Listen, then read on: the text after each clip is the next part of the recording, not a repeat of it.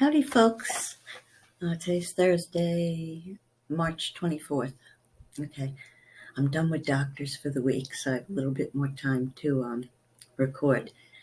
I know yesterday I was talking about some of the bad guys in World War II, other than the Nazis, but I know yesterday I mentioned a couple of lesser known movies. So today I have a list of 10 lesser known Holocaust movies. The reason why I watch this, and a few people have asked me why I'm so into gloom and doom, it's because it makes me appreciate what I have. Everyday little problems I might have are nothing compared to what these people went through. Now, most of these stories are based on a true story. Some of them are not. A lot of them are based on a scenario that could have happened or could happen. And because the famous line, those who do not remember the past are condemned to repeat it, or history, however it goes. So I'm going to start my list. The first movie is one I may have mentioned yesterday. It's called The Music Box. Jessica Lange is in it. She plays a lawyer who defends her father when he's accused of being a World War II war criminal. Okay, I'm going to show you the IMDb page for that. Even though it says watch the preview, you can't click on that and do it, but you can go into IMDb and do it, and that's going to be for all of them. I'm just doing it to show like a screenshot of each movie. Okay, many of them are available for free. They're on YouTube or on Netflix or on Amazon Prime Video. Some of them may just be on the cable channels, HBO, or whatever movies. Most of them can be found eventually. Sometimes you can even do a Google search and just hit video and it'll give you a list of where it is at. And sometimes you might have to pay $3 or $4. And, I don't bother with DVDs or anything. I'm totally digital now. I don't bother with CDs, DVDs, anything physical. If I can't upload it to my computer, I don't watch it, And so here's the first one, The Music Box.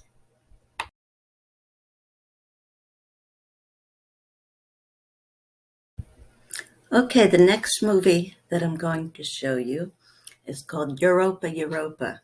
And I mentioned it yesterday. It's about a Jewish boy who pretends to be German and joins the Nazi youth and got away with it and survived the war. And it's a very interesting story. So I'm going to show an IMDb screenshot of that as well.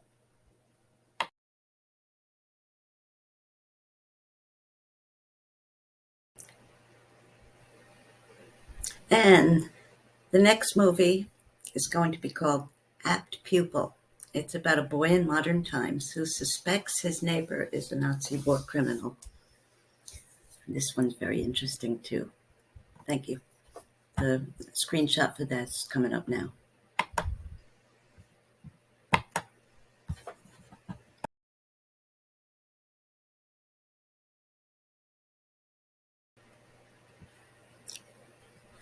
And this next movie is called The Boy in the Striped Pajamas.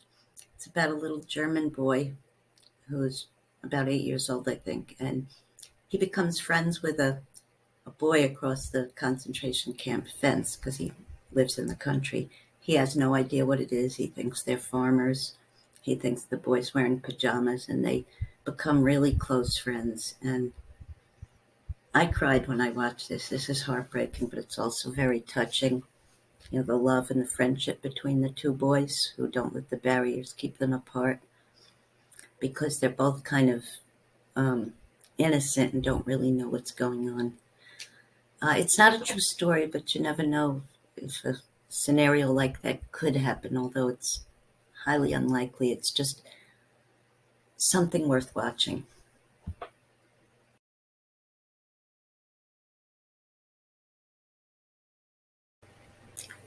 The next movie is called ThePianist, with the gorgeous Adrian Brody starring. He plays a Polish Jew that is during the attacks and everything. It's a true story. During the attacks when they're in the ghetto and the Germans are trying to clean it out. He's just playing the piano, and it's just a very touching story. It's definitely worth watching.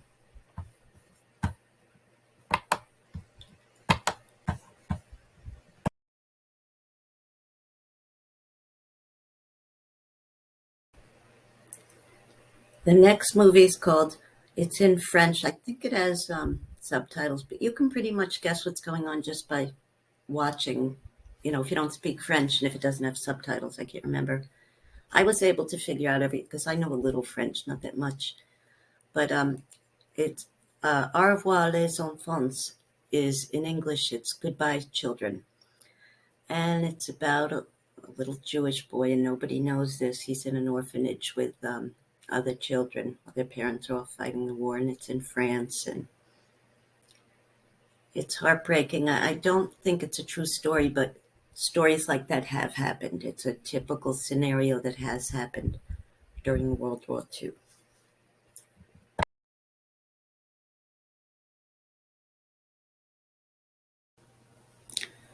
Hey, I'm inserting this later. I know I recorded it. It didn't end up in there. I don't know what happened. But the next movie is called Good, and it's about a man who's kind of forced to join the Nazi Party. He doesn't really want to. And he has a Jewish friend, and a lot of things arise. He ends up having an affair, getting another girl pregnant, which the Nazis don't mind because they want more Nazis born.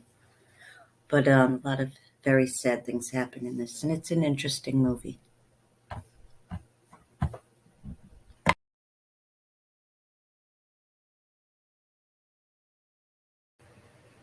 The next movie is called The Devil's Arithmetic. It stars Kirsten Dunst and a couple of other familiar faces you'll recognize.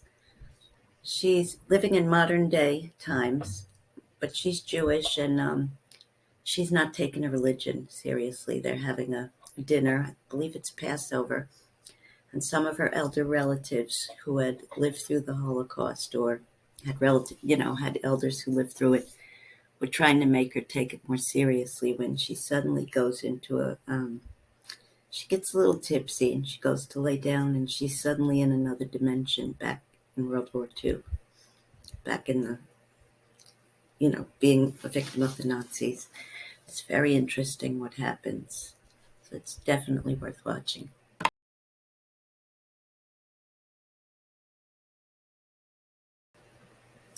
The next movie is called The Gray Zone, and there are many familiar actors in there that you will recognize. Current day younger actors and actresses.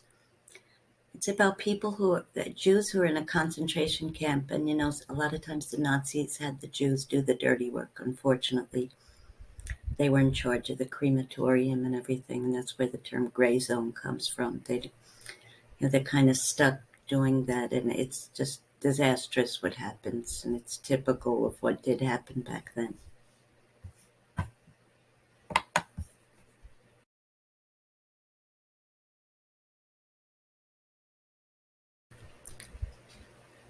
And last but not least, Sophie's Choice, starring Meryl Streep, Kevin Kline. She's a non-Jewish concentration camp survivor who moves to Brooklyn shortly after the war, meets Kevin Kline, they fall in love. They have another roommate who's from the South, who's an author. The story is told in flashbacks, what happened during the war and what happened while she was in concentration camps. And it's pretty sad, especially the devastating choice that she had to make, that she just could not forget.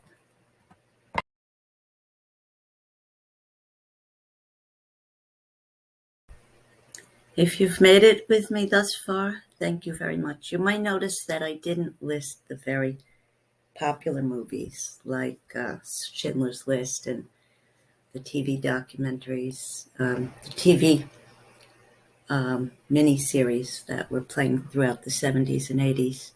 I wanted to list some of the lesser known movies, and believe me, there's a bunch more, but those were 10 of my favorites that really had a lot of meaning in them, some true, some not.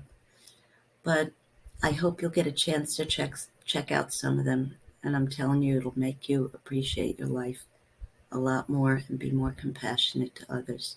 Till next time, love you. Bye bye.